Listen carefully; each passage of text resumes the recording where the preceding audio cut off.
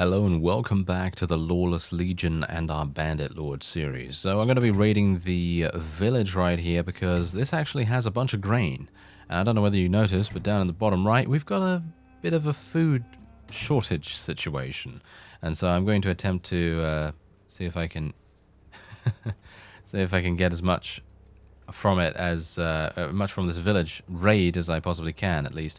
Ah, right. Okay, seems like we're going to be doing battle against a... Wow, okay, they're not. This is very intriguing. I would have expected them to attack me almost immediately in this case, but they apparently didn't want to. Okay, let me actually just take a... Oh, okay. There's something I wish to discuss. Ah, he does not like raids. Ah, okay. Well, I'm not really going to be raiding that much. It was literally just because the village was right here, and I needed a bit of, well, bit of food. And I decided to go for it. So yeah, anyway, let's see if I can chase after one of these guys and try and just take him out as best as I can. Bear in mind, I do have a lot of people that are actually knocked unconscious at the moment. So theoretically, them attacking me at this point would have been the most advantageous for them that they could possibly do. But as we have so far seen, the enemy is a little weird in that regard, because I personally would have attacked myself a lot longer ago, you know, a long time ago actually, and it seems like they just, look at this, they're literally just going to get picked off one by one. It is a pure divide and conquer, even though I'm not doing any dividing whatsoever. Seems like the enemy is dividing themselves for me, which I gotta say is very confusing. I would have not expected them to do that, but anyway, I am pretty much prepared to do what I need to do here. Gonna get my archers in a nice position, gonna get my cavalry to go all the way over there, because as we've seen, it is very effective. Very, very effective to do what we need to do by letting our horse archers and various other mounted units go over there, and we will be slowly moving towards the opponent. Now, what I am going to do is, a number of you have suggested... Ow! What? Where did I get shot from? I got shot in the face? Are you serious? Did you see that? Wow. Wow, the distance was 141 meters away, according to the statistic readout there. Gotta say, very impressed. Very impressed for someone to hit me from that distance. But, well, they're able to do it, you know? They're able to do it, so good on them, I suppose. Anyway, a couple of people said in the comments that I should try and fill my other weapons slot, and I would love to do that. I would absolutely love to do that, but as I've said before, I just haven't had really the opportunity to really find any additional... Oh, are you serious? Oh, wow, that was 81 damage to the head. That was pretty good, actually. Gotta say, very impressed by that. But anyway, my forces are going to be coming in here, doing massive amounts of damage. And, well, we might as well just fast forward it. Look at that. Look at the damage. That is very, very nice indeed. And now, bear in mind, I will be attempting to... I don't think I'm going to get a thrown weapon, even though I really wanted to initially. With Bruce, I really wanted to use a thrown weapon, if you recall. But I haven't been able to get the improved throwables mod to actually work for me.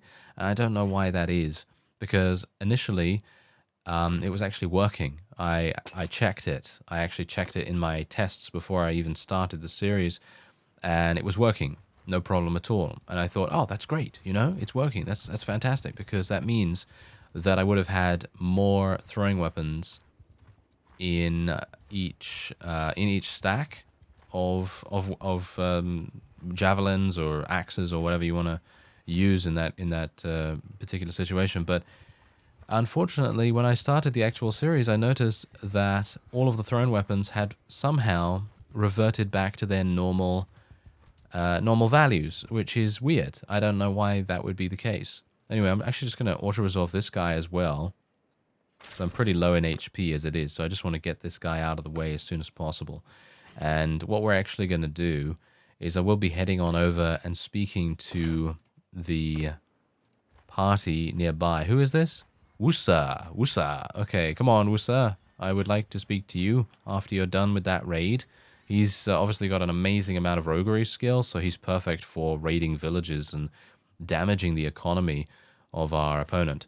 So I'm thinking what I'm actually going to do is I might try to get a one-handed weapon of some kind to go on Bruce and maybe give him a little bit more, shall we say, accessibility to fight in close quarters situations. So I'm hopeful that we might be able to do something about that. But there you go. Let's just give him a couple more extra troops.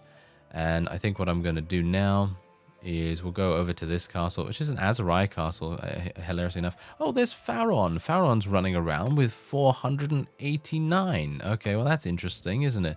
I actually wonder, is he... Ah.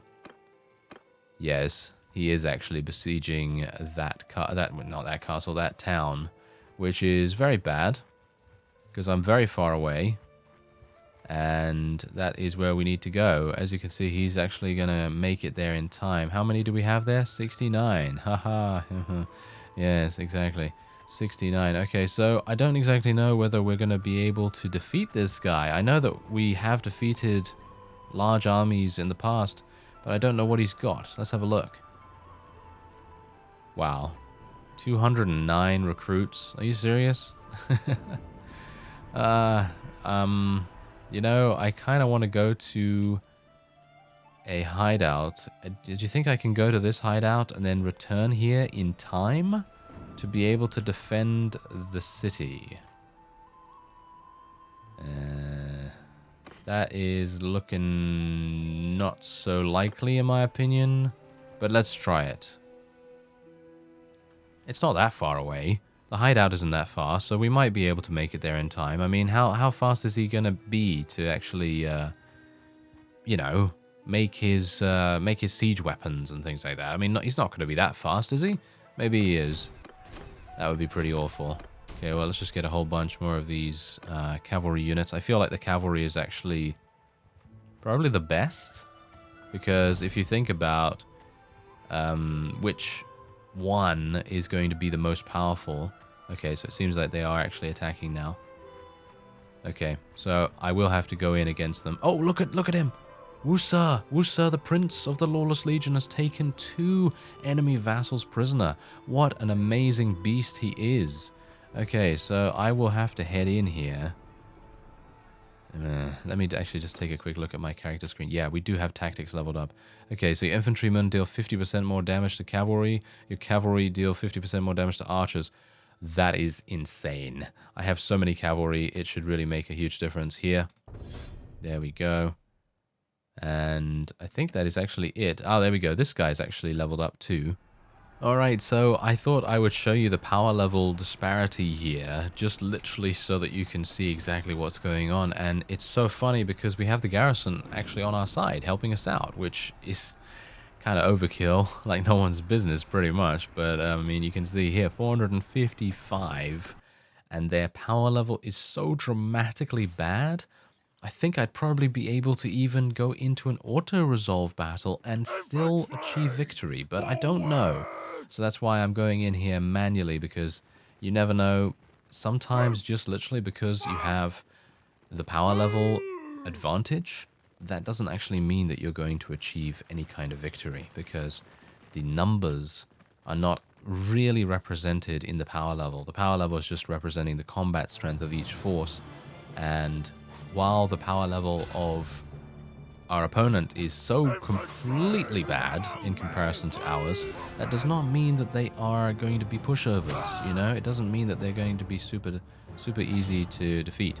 Although, saying that, looking at their huge amounts of recruits running around there, it, well, kind of gives me a bit of an idea that they might very well have some problems. But you can see here that we're actually ending up losing a couple of people. Why are my cavalry not coming over here? Yes, this is kind of bad. Oh dear. Whoa, okay, hello. What? Did you see that? Okay, that's not very good. Okay, I'm gonna have to tell my guys to charge it. Oh, this is bad. This is very bad indeed. I was actually hoping that my guys would actually come in here much faster. And as you can see, we're ending up losing a whole bunch just literally because my horse archers did not come over here, even though I think I did tell them to come and hold position near these trees over here. But it seems like that command must have not gone through in the way that I thought it would. So I kind of messed up there, and that's exactly the reason why I thought this would probably not be a walkover, literally just because of my own imbecility. No, that doesn't really work. But yeah, anyway, just because of my own ineptitude, shall we say, that kind of made things a bit bad, especially considering they have a whole bunch of cavalry as well. And the cavalry do seem to be pretty good at what they do, but you can see here we've lost 39. That's pretty considerable. And you can see the enemy still has 190. We have 110. I personally feel like we will most likely be victorious, but we will suffer many casualties, and we might not even be victorious then, because you can see here most of my cavalry are getting caught. They're getting caught out. We did not have a very smooth transition into the battling stage, because the preliminary staging position where we're, just kind of getting a bit of an idea as to what the opponent wants to do, that was cut short pretty dramatically and made our advances with our horse archers into something completely useless. So, as you can no doubt tell, strategy, tactics, and all manners of things are extremely important in Bannerlord, and you're not going to be able to just walk over people if you don't have the strategy to back it up. So you can see here we're ending up losing a huge amount of units right there. Look at that. Look at how many units we're losing literally just because of the enemy's crossbowmen. Did you see how many they were able to defeat? And now we're down to 15 units. Wow. Wow. I don't even know what to say to that. That is amazing. They did a very good job, and I gotta say, I applaud them. Bravo for their resiliency. What crazy guys they are. But they are some of the higher tier vassals, as you can no doubt tell. If you've seen my other series, then you'll know that Pharaon and Sikanis and Sarandon and so on are actually all pretty good at what they do. They are pretty good at what they do. Anyway, we are over the prisoner limit, which is not good.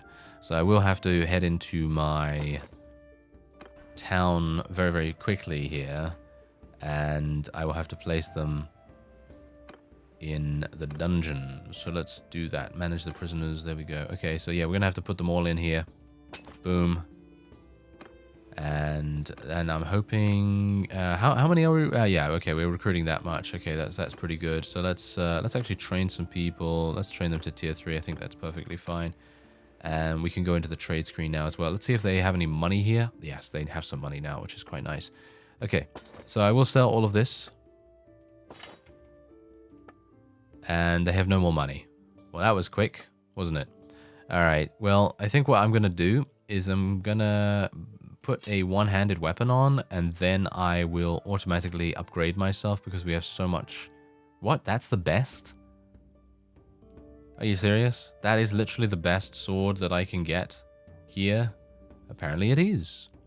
Apparently it is. So I guess I'll just take it. Why not? Yeah, the trader doesn't have enough money. That's absolutely fine. I don't really mind because we have so much money as it is. Okay, so yeah, as you can see, I have so many units that are currently wounded. So we have to be very careful because I could theoretically be killed by even bandits at the moment. As you can see, there's 96 looters. They could probably take advantage of the situation, but they decided not to in this case. Wait a minute. Who's that? Oh, he needs some stuff. Oh, yeah. He needs some stuff like no one's business. So let's have a look and see if I... Okay, so what do I actually have here that I could get more of? I guess the Frost Maidens might be kind of cool. I'm kind of thinking that we might forego getting archers. Because it seems to me like the archers are... they're not bad, but they are kind of weakened by the fact that they don't have shields. And of course, the cavalry doesn't actually have shields either. But you've got to bear in mind that those guys do have the added benefit of having mobility by being on a horse, and that really makes a huge difference. Anyway, we're just going to let this guy fight, and then I'll head in to speak to him. Wow, he was almost defeated right there. Got to be a bit careful, sir. Thank you. Okay, so let's inspect your troops. I'm just going to give him a whole bunch of really, really good troops. I'm actually going to take his lower tier troops as well, because I personally feel like he should have an army that is worthy of a member of the Lawless Legion. So I'm just going to take everything that I can that is tier 3 or below. Yeah, that's looking pretty good to me. All right, and then we're going to give him a bunch of these shield bearers. Let's give him 15 of those. Actually, let's give him more than those, more than that. And we'll give him a bunch of these as well. Okay, I think that's... Oh, that's actually one over, isn't it? Okay, I'll just take one Master Archer then. There we go. Okay, so now he's doing good. Oh yeah, now he's doing good. But unfortunately, most of the most of the units I actually gave him were wounded. So obviously there's a bit of a problem there, but hopefully he'll do okay. Alright, so let's head back to the town, because what I would like to do is place these people in the garrison. And we're gaining a pretty decent amount, and Britannia has actually declared war. Look at that. They've declared war against the Southern Empire as well. That's pretty fantastic for us. And is there anything else here that I can really do? No, we already have all the construction currently going, so that's pretty nice. Let's manage the garrison here. As I've said, I don't really want to have all these units with me, even though they're pretty decent. They're not bad, but they are certainly something that I am not wanting to use, just purely for the fact that they're not bandit units. That's it. I want to try and keep as pure as possible in regards to the bandit theme of the series, and hopefully they'll help out quite nicely here in the garrison. So I'm just going to rest here for some time, and then we will finally perpetrate a little bit of an offensive siege instead of having to defend all the time. Now we're speaking to Masui right here, because unfortunately Wusser the prince was taken prisoner, and I gotta say I'm kind of disappointed. I don't blame him, because personally I feel like he was ganged up on, and it's kind of to be assumed that he's probably going to lose at that point. But let's actually have a look here. Alright, so we have so many of their vassals that I could literally release any of them and probably match. Yeah, as you can see, probably match exactly how much she wants for him. So I'm actually not sure what to go for here.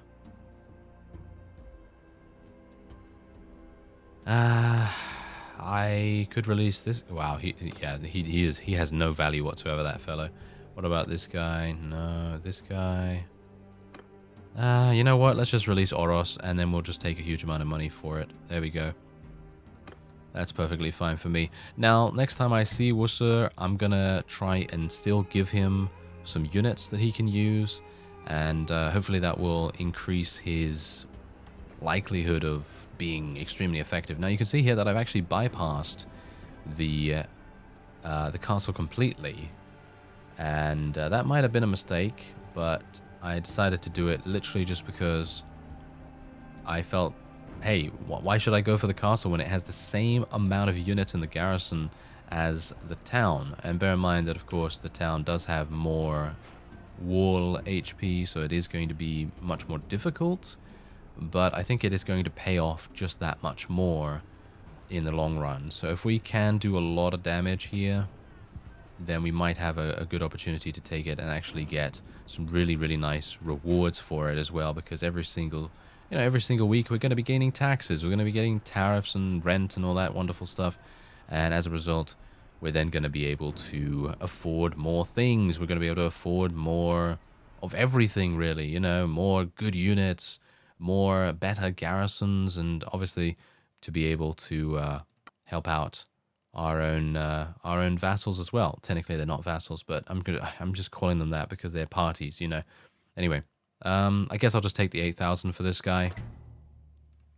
I mean, money is money, but personally, if I wanted to have the advantage in warfare, then I wouldn't let anyone go. I just wouldn't let anyone go. It just makes no sense to let all these guys go and then all of a sudden be like, but where did that guy come from? You know, kind of thing. Because as you can see, Oros was released literally like, I don't even know, like a day ago or something, and he already has 101 units. But bear in mind that his units are... Wow, they're actually pretty good. Never mind. They're actually pretty good. He has 14 Palatine Guards, 19 Sergeant Crossbowmen, 4 elite elite people, and it's just absolutely crazy the amount of other units that he has that are actually really good. So, yeah, that's actually kind of impressive. I was not expecting that. I thought to myself, oh, he's probably going to have, you know, primarily recruits or something like that. But he has, I would assume, so much money that it has made things kind of tricky for us. And also he's able to, of course, go to a garrison and just take units out of there. So that might very well be making a bit of a difference as well. Anyway, let's get another Onager rebuilt. Bear in mind that this is a strategy that I've been using recently in Byron's series. And Byron is capable of building siege engines so much faster than Bruce, just literally because he has like 150 engineering or something like that. So he's got double the engineering that Bruce has. But it's still good enough to really do exactly what we want to do here, and that is just doing damage. Just doing damage to these ballistas. If you do damage to the ballistas and you destroy them, then the garrison of the opponent starts to dwindle so extremely easily that in Byron's series, I had a garrison of, I think it was about 275 units, and I was able to just build siege engines, and I got them down to about 120, just literally from using siege engines. And the way it works is every single time one of these enemy siege engines is destroyed, so for example this ballista right here, they lose units, because of course if that is destroyed, then more than likely they are being attacked by some big rock from an onager or something like that, and that makes all the difference in how much you're able to do. So look at this, 182. They had 260 before we actually began this siege. And the really cool thing about this as well is that if the onagers manage to miss or anything like that, then they seem to have a much greater chance of doing even more damage than they would if they just were, you know, killing the ballista straight away. So it's pretty cool. Anyway, there you go. Look at that. 226 versus 134 now. And bear in mind that if I was off screen right now and I was playing in my own spare time, I'd just auto-resolve this siege. I'd just auto-resolve it like that, like instant, and we would be victorious. But because this is, of course, for the series, I'm going to go in here because I personally find it a lot of fun to go into sieges in person and to see all of our units sweeping across the land. And I mean, I feel like Bruce has got a pretty decent, you know, pretty decent set of equipment on now. Because beforehand, if you recall, he did manage to get himself killed very easily with headshots and things like that. But let's not refer to earlier in the episode where I actually died from a, well, variety of different head wounds. It seems like Bruce generally tends to have that happen to him quite often. But anyway, hopefully I'll be able to go up here with these Rengo's Rangers.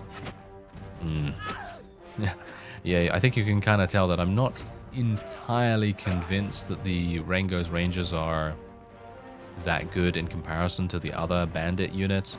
But just bear in mind that, oh wow, this is actually, whoa, this is cool. I mean, not cool for us, but very cool for the opponent. And I'm actually just gonna get out my one-handed sword here and try and do some damage to this barricade. Try and get it destroyed as soon as possible. My tactics skills going up. Oh, that's nice. Okay, well there you go. Now, hopefully, get him. Ah, he dodged. He sidestepped. Real quick second there. But yeah, I think that in general these kinds of layouts as well for the siege are super fun because you get to run through the streets, and all of the archers have some really nice defensive locations as well, so you got to bear that in mind. And I'm hopeful that I will be able to get a couple of kills here as well myself. But it seems like, actually, you know, I feel like the rangers are really good in melee. And I know that sounds really weird because generally you would expect them to be much better in terms of, you know, ranged combat and things like that. But they actually seem to be super powerful when it comes to using their falcons. And I think I found that quite often in the multiplayer beta of Bannerlord when I initially started playing it, when the Fian units that have now been changed, they were changed from way back into more of a throwing type unit, and then they introduced hero kind of units as well. But anyway, that's a whole other story. The point is that Fian unit used to use some really, really cool weapons as well, and was a total beast on the battlefield. And I think actually they did, I think the Battanians do actually have a unit called a Falksman, and as far as I'm aware, it is an utter monster in combat for being such a low tier unit. As far as I'm aware, it is able to do so much damage, and that's pretty impressive considering it's, I think it's a tier 3 unit or a tier 2. I'm not entirely sure. I haven't really spent too much time with the Battanian units yet, but hopefully we'll get to them. We will get to them at some point. Anyway, I'm gonna upgrade Bruce. There we go. We're gonna get wow, 40,000. That's really nothing, is it? And we're gonna get Arenikos some new stuff as well. I'm gonna get the Mad Guy some stuff too. And there we go. All right, I'm pretty happy with this. And now all we need to do is sell everything. Oh yes, just sell absolutely everything that we can, and boom! Look at that. Did you see that? That was hilarious. I was paying like 42,000 or something, or 48,000, and now I am getting 32,000. So all of that loot literally just gave me about 70,000 total, which is crazy in my opinion. Really, really nice. And are these guys going to try to besiege here? If they do try to besiege it, then I feel sorry for them, but I welcome it. You know, I welcome them to try. But yeah, I don't think they probably want to do that, to be honest. Okay, so let's get this stuff all being built, and then we will add some money. There we go. And let's just wait here for some time because, well, we barely lost anyone there, didn't we? Yes, we absolutely lost no one. Also, there are some policies that we probably want to get, isn't there? Because I know that a couple of you have suggested some things. I think I will probably be going for... what was it again? Someone mentioned something. Oh, this is actually really nice. This is really nice. Look at that. Towns held by the ruler clan gain 1 loyalty and 1 prosperity per day. Towns held by non-ruler clans lose 0.3. I think this is pretty good. We're going to go for that. And I'm sure there's going to be something else here that is really, really good too. No. Wow, tier 3 clans gain 1 influence per day. Sure. I mean, I think I am a tier 3 clan. I'm not entirely sure what I am at the moment. Lord's Privy Council sounds pretty good too. And, look at that. Military achievements. But troop wages are increased. I'm happy with that. I don't mind. There's a whole bunch. There really is a whole bunch. Towns with security yield 1 additional influence. Bailiffs seem pretty... Oh, I don't have enough influence? I spent 500 influence in such a short amount of time? Oh, that's crazy. Oh well, never mind. Okay, so the garrison here is going to, of course, be hopefully increasing in due time. There's only 6 in there at the moment. Now what do we have here? This fellow is attempting to besiege our newly conquered fief, and I don't really want that, thank you very much. So we're gonna, we're just gonna attack them and deal with them in the way that we can. Because let's face it, bandits, oh yeah, they don't take kindly to interlopers in their lands. Even though technically this land was their land, literally like what, 5 minutes ago. So I'm sure they still think it's theirs. But anyway, we'll see if we can. Maybe try to drive them off a little bit. And now I am going to be much, much better at commanding our forces, because let's face it, in that first battle, it was way too close. Way too close for my liking. So we're going to see if I can maybe do a little better this time. I feel like Bruce is looking pretty cool now, actually, with the new armor. Looking pretty nice. And, well, let's get our people into nice positions too. And I think I kind of want them to go over here, and then we're going to put them into a wedge. I think a nice wedge formation could be quite good. Yeah, quite good for them. Let's move my horses all the way over there into the distance, because what I would like to do is try and get a little flanking action going on here, if we can if we can do that. Ah, I have melded with the rock. Oh yes. I wonder whether I would gain some muscle from that, because let's face it, the rock has a lot of muscles, doesn't he? You didn't think I was going there, did you? Did you? If you did, then props to you. But anyway, we're going to go and actually get down there, I think, because we're currently being peppered with a bunch of arrows, which in my opinion is not really going to do too much, but we don't really want them to do that for too long. Because as we've found out in Pelisaur's series, the Imperial Sergeant Crossbowmen are actually really, really good and actually quite powerful in comparison to what you would imagine them to be. So let's just get these guys over here. Where am I? Oh, there's my horses. Okay, so my horses are going to just come a little bit closer. These guys are going to try and attack me, but thankfully my Frost Maidens might actually start attacking them now with their thrown weapons and everything. And look at this. Look at this crazy, crazy maneuver that's going on here. Look at this. This is going to be so insane. Okay, let's tell everyone to charge in. Tell my infantry to charge in. These guys are going to come in. Look at this. They're coming in from the side. I mean, bear in mind that they are horse archers, so this might not work out. Ow. Oh, you know, I think I'm actually going to die. That would be awful, wouldn't it? That would be absolutely terrible. Okay, come on now. Oh, yes, yes. Okay, stab them. Stab them a little. Many little stabs will result in maybe some kill. There we go. Nice 53 damage. That's not too bad. Why is this guy not dying? There we go. Whew. Okay, that was a bit too that was a bit too harsh for my liking. Oh, there we go. Nice. Doing a little bit of damage with the one-handed. And yeah, I just can't believe that I was in that kind of situation again. I mean, really, I get myself into that situation almost every single time. Pretty awful, isn't it? Absolutely. But that is indeed a victory for us, and we basically lost 19 units. Not really a big deal at all, because we can just go to those hideouts and replenish our ranks very fast. So we're just going to continue taking these people prisoner. And I was actually, by the way, in my off-screen, you know, before these guys decided to besiege us, I was actually attempting to take the castle. But unfortunately, I was interrupted because I did not want to have my town be taken immediately back, which would have been pretty awful. Oh, hello. There's Sanion. Do you really want to fight me, sir? You know what? I'm going to grant his wish to fight, and we will just do auto-resolve, and he will be dead in a matter of moments, as you can see.